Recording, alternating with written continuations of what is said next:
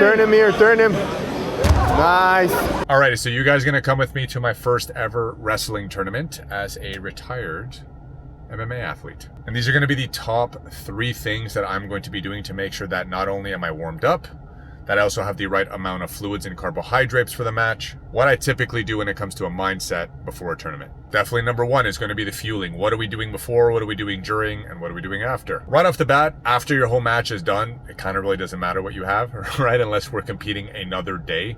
This is where doing a tactical application of adding a little bit more carbohydrates, maybe anywhere from 3 to 6 grams per kilogram of body weight for the day before. Yet, if you have to weigh in again, that also has to be taken into consideration. So this is where I would kind of play around with it, and utilizing a coach is definitely helpful in these situations because we can pretty much help and dictate what would be the best move. When it comes to before the match, in the morning we woke up, we stick to around 50 to 100 grams of carbs for breakfast, limiting fat, limiting fiber, and a little bit of protein. So something that's very easy because I live quite far from the venue. I just had Rice Krispie cereal, right?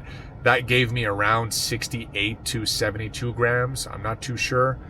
Gave me about 10 grams of protein, which is completely fine and exactly what I utilize. And the night before I played with the same thing. I'd had about 5 grams per kilogram of body weight of carbohydrates before the match because I was already on weight. So when I woke up, I was around 92 kilos. I believe I was even 91.9. So we'll just call it 92 kilos, which is exactly what I had to be for the matches today. When it comes to hydration, I don't need anything fancy, right? I didn't add in a bunch of salt and potassium and magnesium. Just had water. Very kind of simple. Make sure that I had at least around 1 liter to 1.5 liters before the match because I knew I was going to sip on it throughout the entire kind of comp. So that pretty much takes care of like what I'm doing before the match. Now, what are we trying to do during the match? Well, once you get to the venue, you're going to have matches. The way that wrestling works is you're going to have a 3-minute round, and then if nobody wins, you're going to have another 3-minute round with around, if I'm not mistaken, about like a 1 to 2 minute break. I don't know the rules. This is kind of my first one. The only rule I know is don't put your back on the floor. So when it comes to that, those are going to be the matches. So as long as you hydrated, carb loaded, you had carbs in the morning, you don't need to have any more. You're fine. It's a 3-minute match. The carbohydrates that you do want to have between your matches, because this is where you can be waiting anywhere from like 10 minutes to as long as an hour, sometimes even 2 hours, depending on how the matches are going. You are going to want to supplement with, again, another 30 to 90 grams of carbohydrates. Usually a mix. I like going with a little bit of some fructose and some glucose. So what I went for is a couple of dates and some candy. Keep it really simple. It was roughly about 40 to 50 grams of carbs because the candies were 34.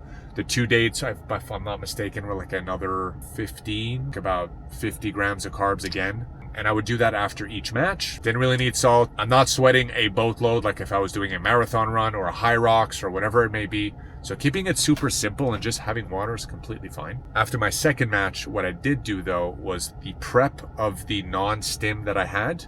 I decided to have it then. Kept it around 45 minutes until my next match, and then had my last match, and that was it for the day. This is how you pretty much kind of structure your meal planning when you're trying to do things like this. Now, lastly is going to be obviously the most important part, mental game.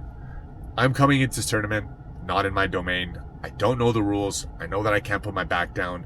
I was so severely detached to the outcome that I just wanted to have fun. And that is something that I haven't had in a very long time. But when you have that, you're less nervous, you get less of that lactic acid, and you're really just there to kind of improve on your skills and have more fun, which made it really cool. Having fun and doing what you do on a regular basis really made the entire event more fun, more enjoyable, and then back to the drawing board to really work on the little mistakes that I had.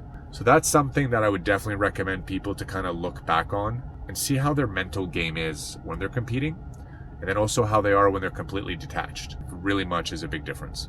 Now we're done. I just got back home. I'm going to pick up the little doggy. And from here on out, it's really just going to be competition and trying to get better. So if I'm not mistaken, there's one in the next 2 to 3 weeks. And then I have another one in about 5 or 6 weeks after that.